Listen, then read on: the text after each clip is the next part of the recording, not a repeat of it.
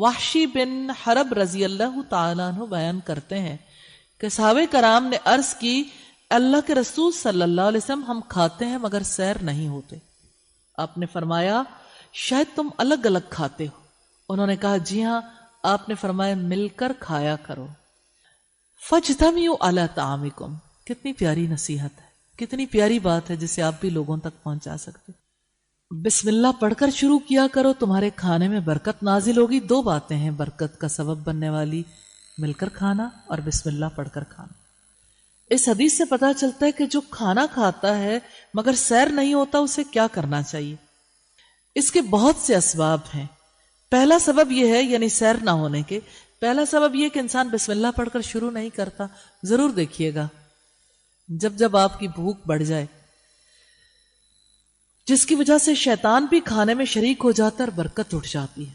دوسرا سبب یہ کہ جب پلیٹ وغیرہ کے درمیان سے کھایا جائے تو بھی برکت ختم ہو جاتی ہے, کیونکہ برکت درمیان میں اترتی ہے, اس لیے درمیان سے کھایا جائے تو برکت بھی ختم اور رسول مکرم صلی اللہ علیہ وسلم کے فرمان کی مخالفت بھی ہوتی.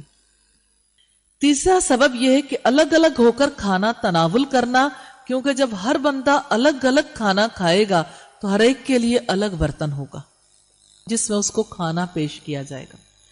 تو کھانا الگ ہونے سے برکت بھی ختم ہو جائے گی, لیکن جب ایک ہی برتن میں سب کو کھانا پیش کیا جائے گا تو تھوڑے کھانے میں برکت ہو جائے گی اور سب سیر ہو کر کھا لیں گے.